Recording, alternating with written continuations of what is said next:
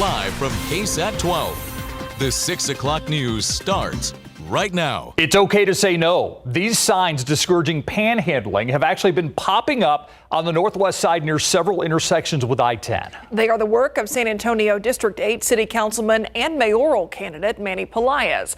He talked with our Garrett Berger about why he thought these signs were needed. The signs have popped up on Disvala, on Wurzbach, and on Huebner. A message to drivers, discouraging them from rolling down their windows and opening up their wallets. Panhandling's out of control. District 8 Councilman Manny Pelaez used $6,000 of district funds to get the signs, which say, quote, "It's okay to say no. For your safety and theirs, please give to local charities that help those in need." He believes much of the panhandled money ends up feeding addiction. They tell us I'm an addict. They're really frank about it, right? And this corner provides me with what I need, which is money to pay for that addiction. Though the signs are just in his district, Pelaez would like to see them in panhandling hotspots around the city. If you were to just drive by quickly and only catch the logo, you might think that this appears to be a ban on panhandling. But Pelaez is quick to point out that's not what the signs actually say. The sign doesn't say don't give. The sign doesn't say it's illegal to give, right?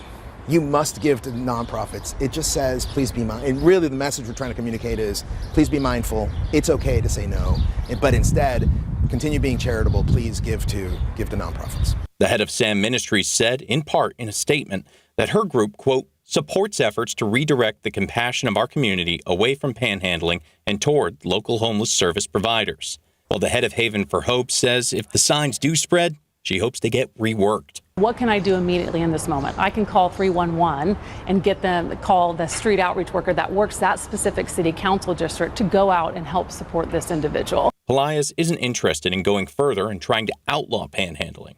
An ordinance, he says, won't change behavior. We know that to change behavior, you got to get to people here and you got to get to people here, right? That's all we're trying to do. Garrett Berger, KSAT 12 News. The former head of the San Antonio Firefighters Association facing a felony charge after he was arrested last week. Hays County Jail records show Chris Steele being charged with felony stalking. Steele arrested on Friday in San Marcos. Jail records also show the warrant for his arrest out of Bexar County. Steele served as the fire union president until August of 2021. You may recall he led the union's previous bitter contract fight with the city, which included a successful effort to limit the city manager's pay and tenure. That was approved by voters in 2018. President Joe Biden is preparing to sign an executive order that would curb asylum requests at the border, effectively shutting it down altogether. Here's how that order would work. Asylum requests would no longer be allowed once the daily number of people crossing between ports of entry hits 2,500. Unaccompanied children would be the exception here. They would not be turned away at the border, no matter the numbers. This executive order means the border could be closed to migrants seeking asylum because daily figures are higher than those numbers right now.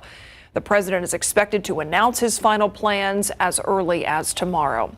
And we learned today that Mayor Ron Nierenberg will be in Washington, D.C. when the president plans to sign that executive order tomorrow. In a written statement today, the mayor said he expects the president's announcement to be an important one for San Antonio and South Texas, and that the border crisis was caused by inaction from Congress. And tonight we are learning a bull rider from San Antonio killed over the weekend during a rodeo event in Bandera. Bandera County officials say 22-year-old Peter DeLuna thrown off the back of a bull and then stepped on during a Riding on Faith rodeo summer series. Officials say DeLuna able to walk off the arena floor before he collapsed.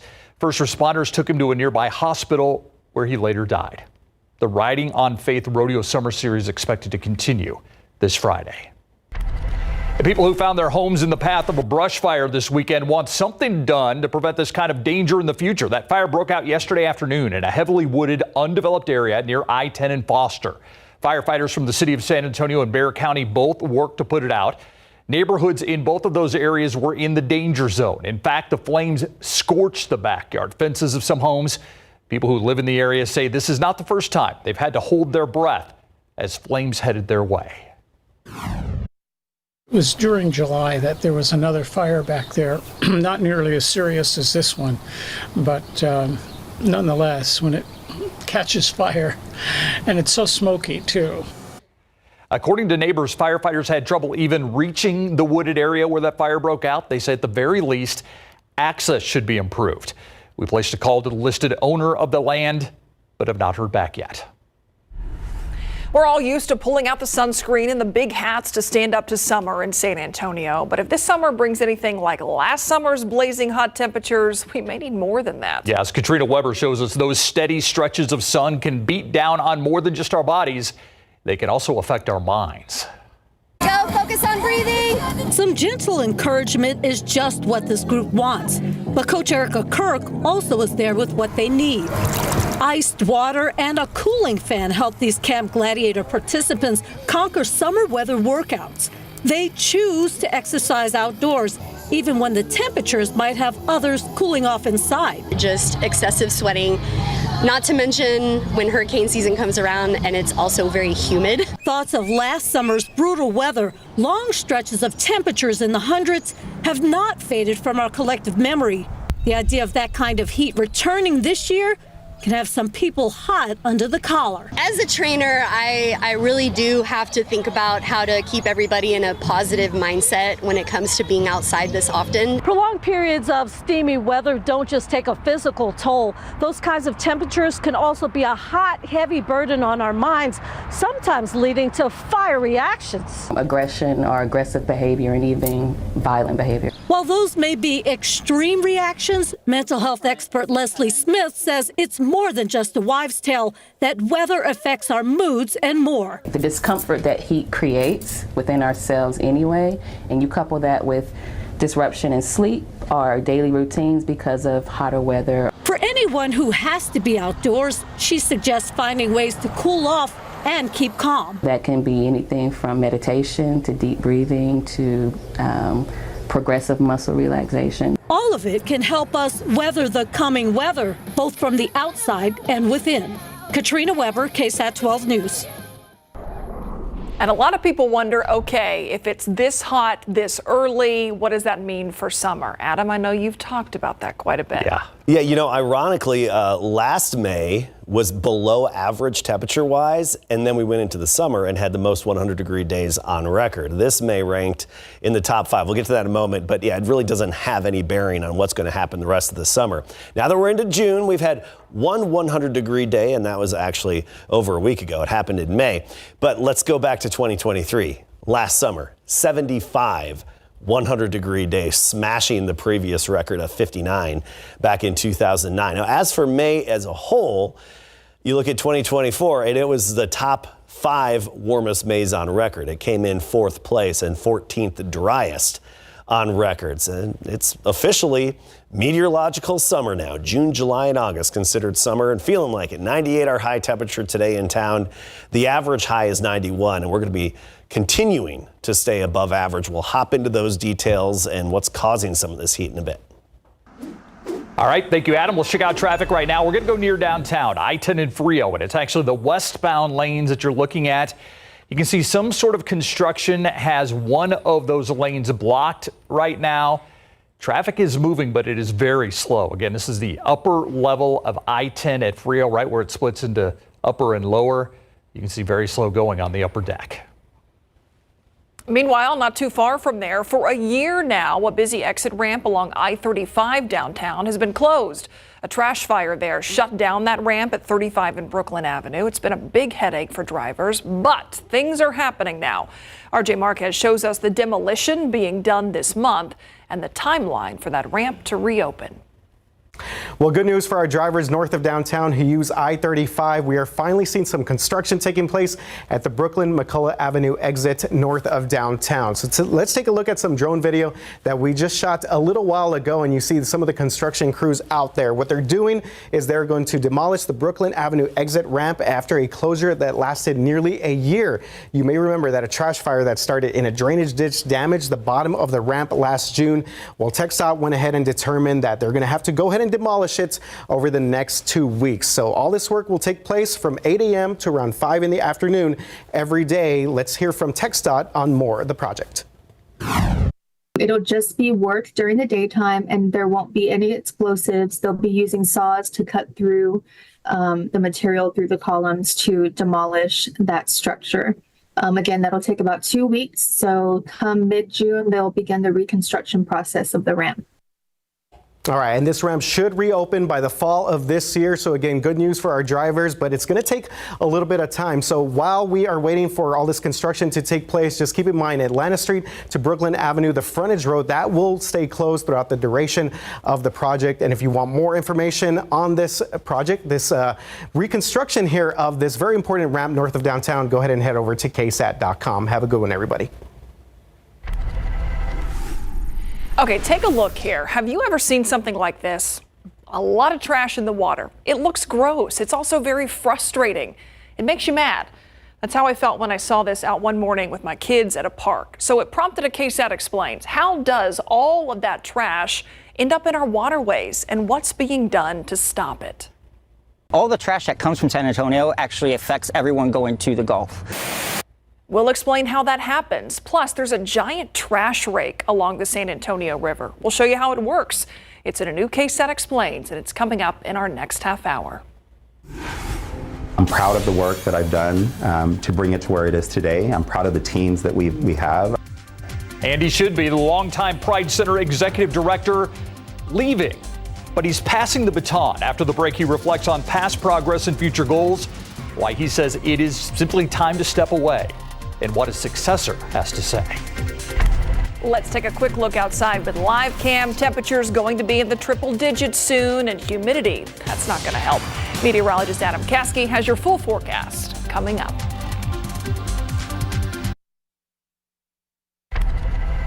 Living in filth. Those who live at the Brentwood apartment complex had told us a sewage leak was a reoccurring issue. Now we've seen it firsthand tonight on Lightbeat. What the city says they're doing about it. For the local LGBTQ+ community, there is one main place where safety, acceptance, and inclusion are guaranteed.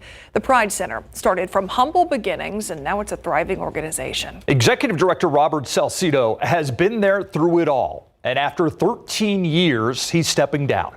Courtney Friedman got to sit down with him and his successor to talk about past progress and issues of the future.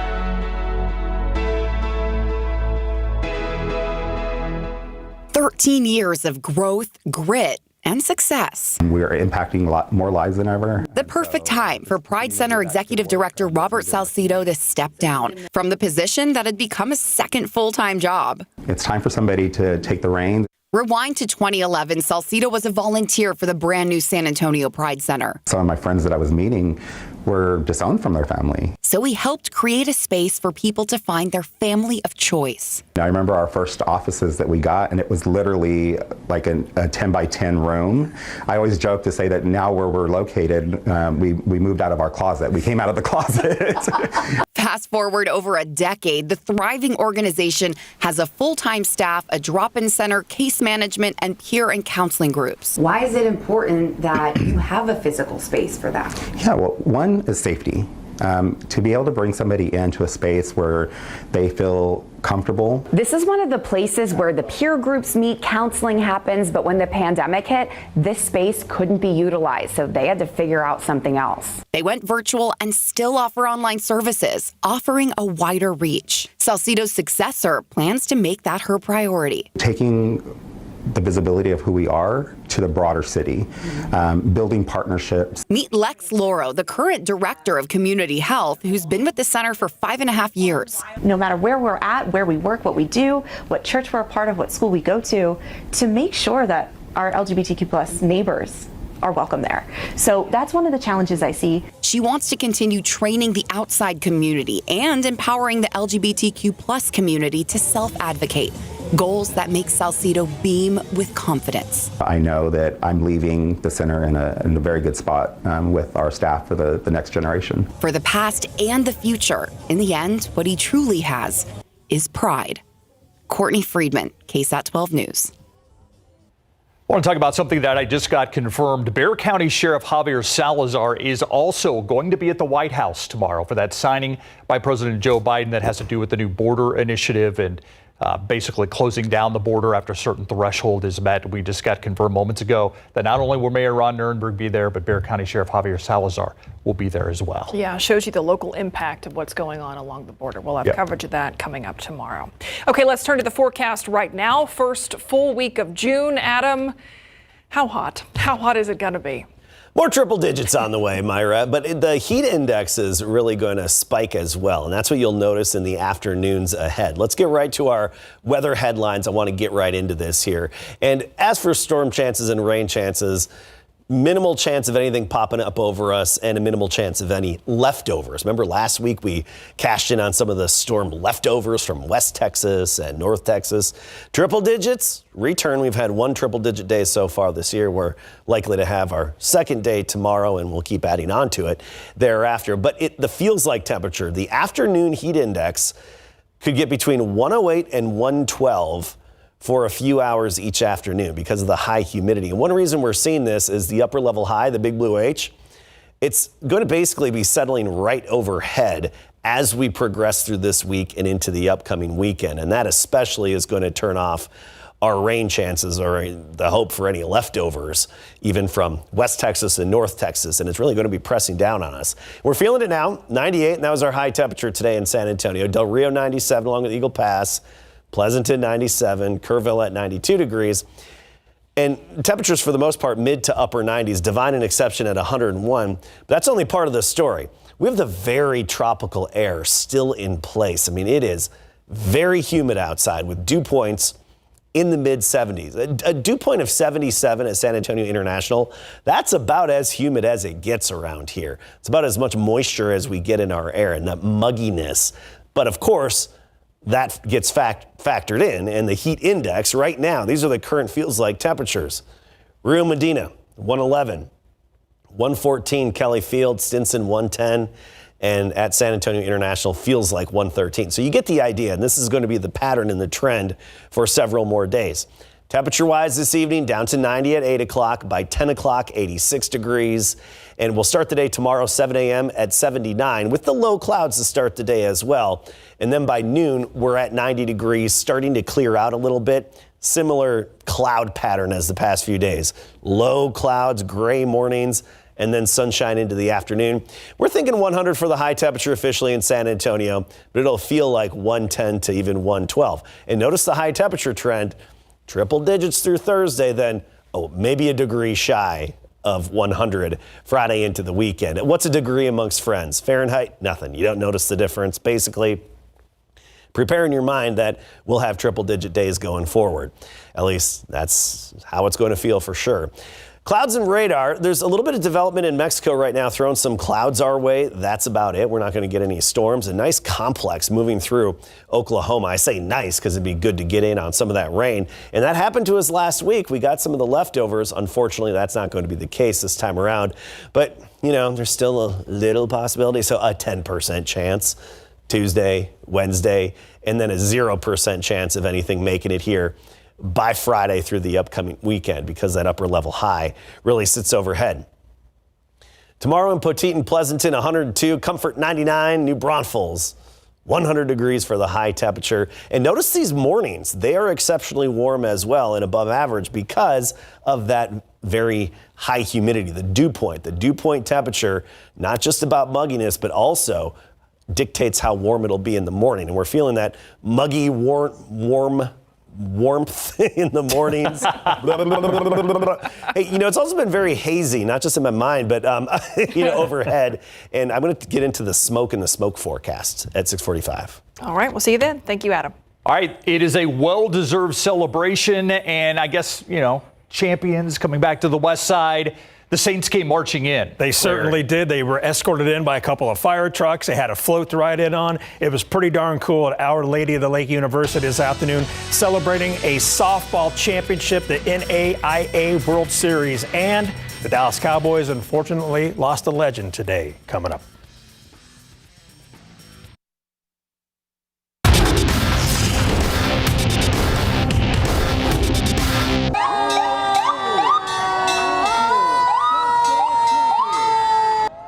Our Lady of the Lake softball team got a championship welcome today, complete with 2 fire trucks and a float in big board sport. So the pride of San Antonio's West Side, Our Lady of the Lake University, threw a huge celebration for their softball team this afternoon for winning the NAIA World Series, the first national championship in school history. The team was escorted to the field by 2 fire trucks from Station 8 of the San Antonio Fire Department, and the team got showered with confetti as well as hugs and cheering as they walked to the Olu softball field. They had a nice crowd on hand today to recognize the champs. Another special moment on top of winning it all.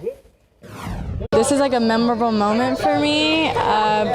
Definitely the greatest way to leave my senior year. I've already cheered up about it a couple days, but it's just a surreal moment.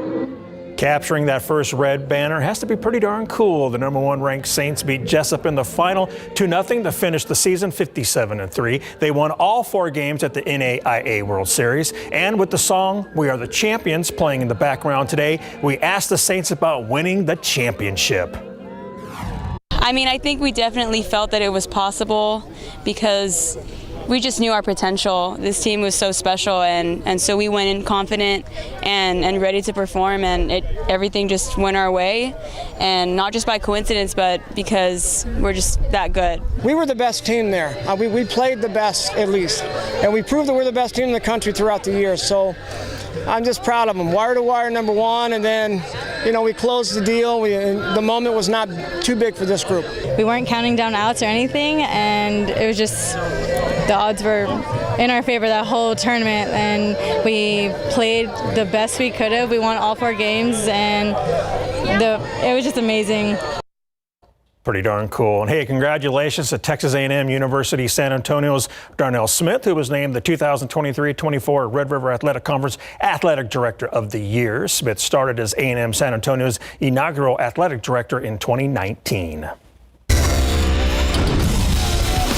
And we have some sad news today. Former Dallas Cowboys offensive lineman Larry Allen passed away at the age of 52. The Cowboys say Allen died suddenly on Sunday while on vacation with his family in Mexico. Allen was one of the most dominant offensive linemen in the NFL during a 12-year career spent mostly with the Cowboys.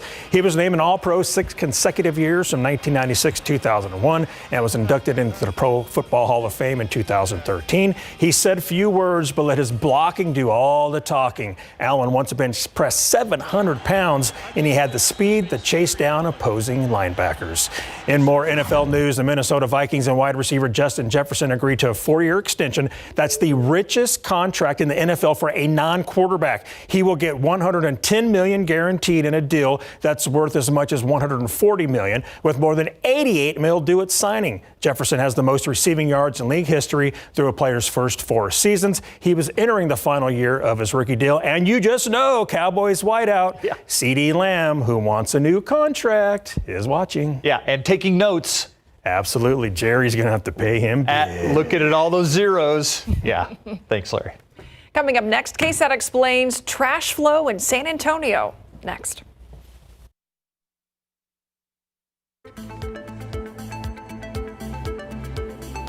The KSAT explained subjects come from a lot of places, sometimes from topics that are making headlines, sometimes from viewers. But today's topic came from something I saw that frankly made me pretty mad. So I did what most of us do when something catches our attention. I put it on social media. Take a look.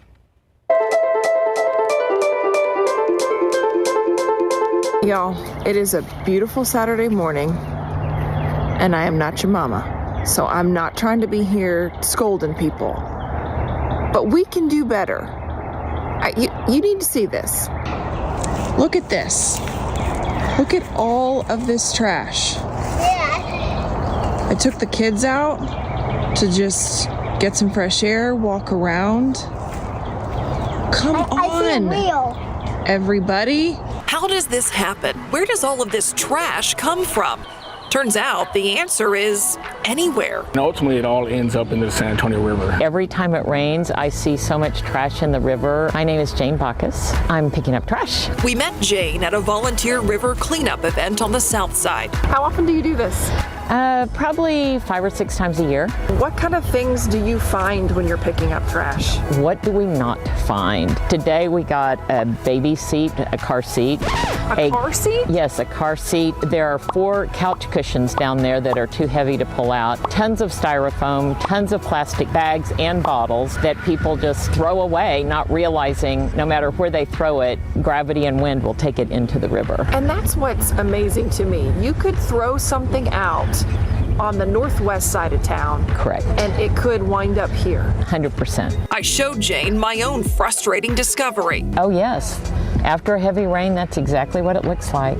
That's insane. It is.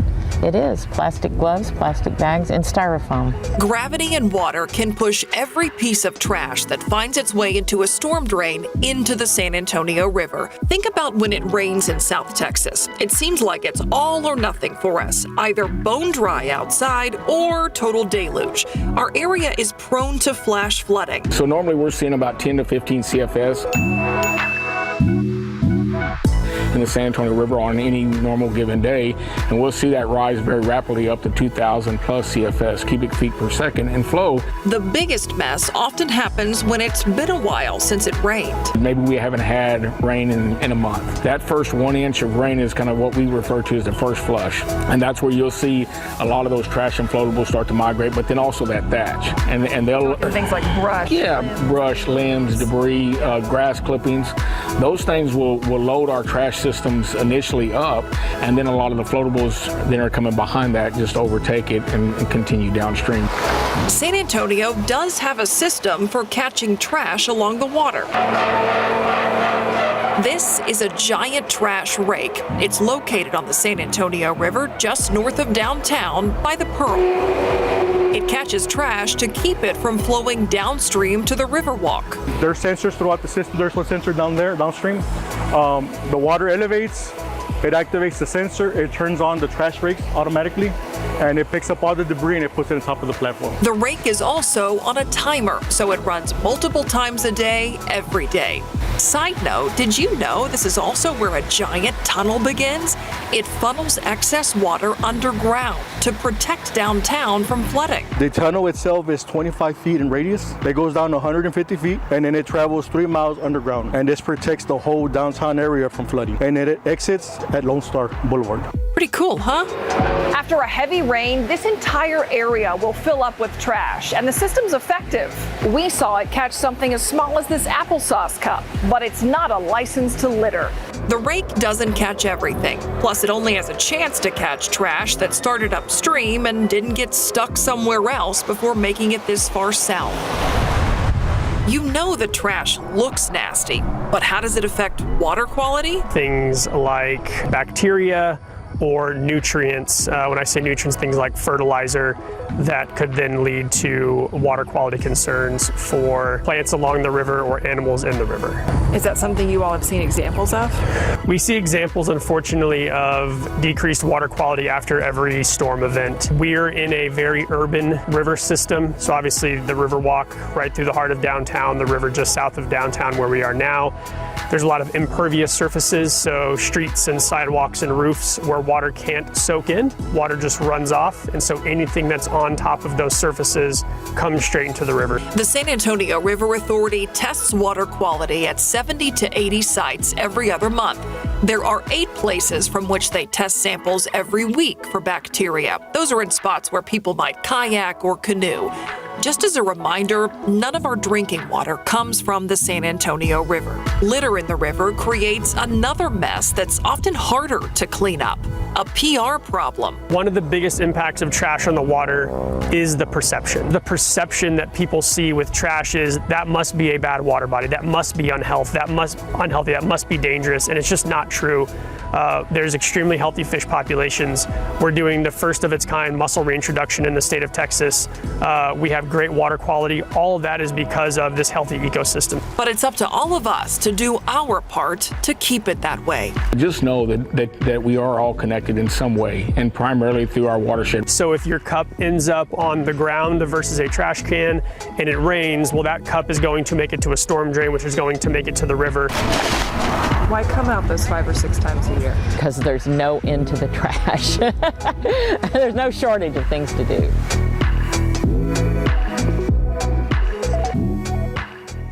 And we all got to do our part. You can volunteer for a river cleanup event through the San Antonio River Authority.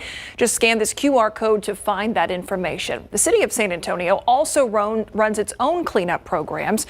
You can find links to all of those on our website, KSAT.com. We'll be right back.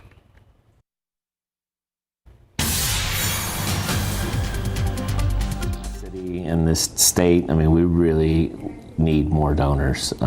So that's important to save people's lives. A San Antonio man says a donor saved his life, and now he's calling on others to be a hero for someone else. Adrian Lozano is a liver transplant recipient who just celebrated his 50th birthday over the weekend. He says it's all thanks to hospital staff who helped him find a match in just 10 days. He tells our Patty Santos what happened to him was divine intervention. I literally was yellow and then I started turning gray. Like, it was crazy. In a matter of weeks, Adrian Lozano, a weightlifting enthusiast and active man in his 40s, started to lose muscle weight. After a drastic change in appearance, he went to the ER. I started kind of having like allergy symptoms and then just wasn't really eating a lot. The trip revealed he was in trouble. His model for end-stage liver disease, or MELD score, was at 40. That's the highest score, which means he was at risk of dying. My kidneys started to shut down. They were basically at 20%. And I reached for the door and I didn't make it and I fell. And that's when I was like, okay, this is not good. He was diagnosed with acute alcohol hepatitis. 10 days later, on August 4th, 2023, he received a liver transplant during a 10-hour operation. A lot of people are on the wait list for up to 2-3 years, maybe longer, but I was fortunate to get a transplant in 10 days. He credits divine intervention, a donor, and the Methodist Hospital specialty and transplant staff. Truly, thank you. Really blessed. Absolutely love the liver team. These days, he's back at the gym and living life to the fullest, and he's enjoying really cool memories like meeting Spurs icon Sean Elliott.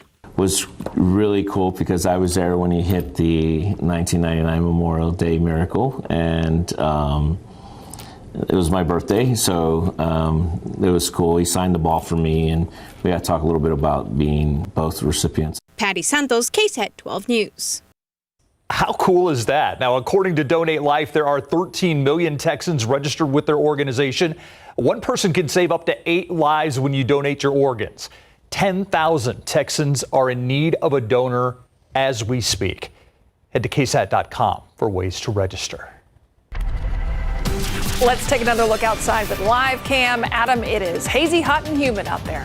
Yep, the Triple H factor is what we have going on, and that's going to be really the rule the next several days. I will, in a few minutes, though, look at other parts of Texas and how their rainfall compares to average over the past 365 days. A look at where we're going to see more rain across the state and all this haze in the air and the smoke forecast in just a bit.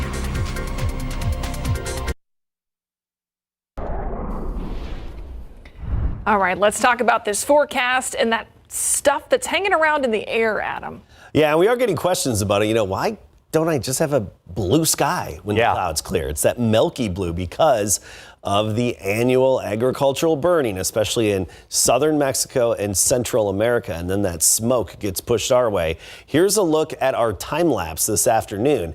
And we had some clouds we were rolling overhead, but even despite the clouds, we should normally still be able to see downtown very easily on the horizon, and we can't. You could barely make it out, and I know it's right here just from experience, but that's downtown. Usually it's actually very easy to see the buildings, but not with all this haze in the air, and it's because we're getting that smoke. It's getting carried northward from Mexico and Central America, and even some of it coming in from the west. And here's our forecast. We are anticipating it to persist through tomorrow and maybe even affect air quality a little bit for folks with very sensitive respiratory systems. Then it should start to thin out a little bit by Wednesday, Thursday timeframe. One thing that we noticed from it more than anything, its biggest impact for most of us, is just the haze and more vibrant sunrises and sunsets. And it was a nice sunrise earlier this morning in New Berlin, but you get a little more of a red glow to the sun, the sunrise and sunset, when you have that smoke in the air. All right, let's talk rainfall. This is the percent of normal rain over the past 365 days. Look at North Texas, East Texas. They've had average and above average rainfall. So 100% would be exactly average. We're at 70%, but Dallas 140%, Waco 130%. They've been in good shape, and they keep getting hit by showers and storms, which is why there's not even a drought, or not even considered abnormally dry, in North Texas, parts of Central Texas, and even along the coastal plain here, parts of our area, not even considered dry. The storm track and any storm activity is still likely to be in those fortunate locations off to the north of us over the next 7 days. As for us here in town, we're going to see our storm chances really stay on the low end. We've got the upper level high, the big blue H, just settling overhead as we progress through the week and into the weekend. So we have the ridge, the big blue H, the dry high influencing our weather more than anything going forward. So our rain chances, I mean, we're talking 10%, maybe a 20% chance by Wednesday afternoon and evening if things come together just right. We'll watch that for you and keep you updated. Check back for updates, but otherwise it's looking fairly dry. Now, there is some shower and thunderstorm activity not too far from us. If you're in Del Rio, Eagle Pass, you look westward, you can see some of the thunderstorms in Mexico, and the high clouds, the high thin blow-off clouds are being thrown our way here. So that's why we're overcast from San Antonio all the way to the Rio Grande, because of the blow-off clouds that then get carried overhead over our neck of the woods. There's some other storm activity too. Moved through Oklahoma earlier today, just stretched into parts of North Texas. So another hit of rain and another round of rain, and even the potential for more storms in western Oklahoma and parts of the panhandle of Texas in the coming hours. For us around here, it's just all about the heat. The Triple H, hazy, hot, humid, 79 in the morning at 7 a.m. By noon, we're 90, and then 100 for the high temperature. When you factor in the humidity, this is the key. It's going to feel like 110, and actually, I do think the heat index could get a little bit higher than 110 for a few hours tomorrow afternoon. Del Rio, 106 tomorrow. Same with Carrizo Springs. Cotulla, up to 107 for the afternoon high. Triple digits, that'll be the rule for the rest of this week, most of the week. And we'll be 100 again on Wednesday, 101 on Thursday. Okay, we may be only 99 Friday, Saturday, and Sunday. What's a degree amongst friends? You're not going to feel a difference in that situation. And I do want to point out the morning temperatures well above average. We're talking mid and especially upper 70s because of the tropical humidity that's in place. All right. Thank you, Adam. Uno, Barbie, and a Grumman Goose coming up in the bus. Ooh. In the buzz today, the card game Uno has been around for more than 50 years, but apparently it's more popular than ever. The toy company Mattel reports that about one Uno deck was sold in the U.S. every second last year. That's up from 17 sets per minute sold 3 years ago. Reverse. Also, the retail tracking service Circana reports that Uno currently holds the top spot in their traditional games category. The game has held that title for 2 years globally. 3 years now in the U.S., Uno has been number one. I love it. Me too. A generous donation has turned an Iowa town into the Barbie epicenter of the Midwest. A resident of Jefferson, Iowa, donated 600 fashionable dolls to the town's historical society.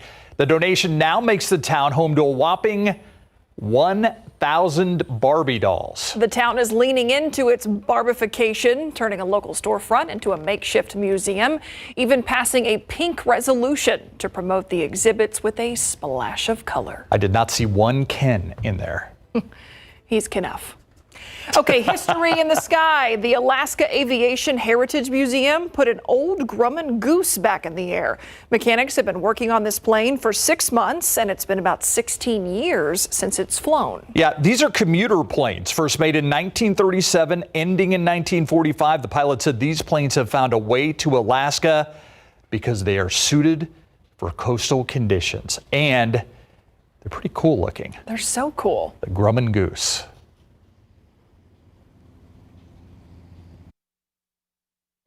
We've had one triple-digit day so far this year. That came over the Memorial Day weekend when we made it up to 102 officially in San Antonio. I think we'll tally up a few more in the days ahead, and we've started that counter. That graphic was made today. We're resetting it. It's at 1 for now. We'll see how much use it gets. I'm okay if we don't make a run for the record. Yeah, I'm good with that.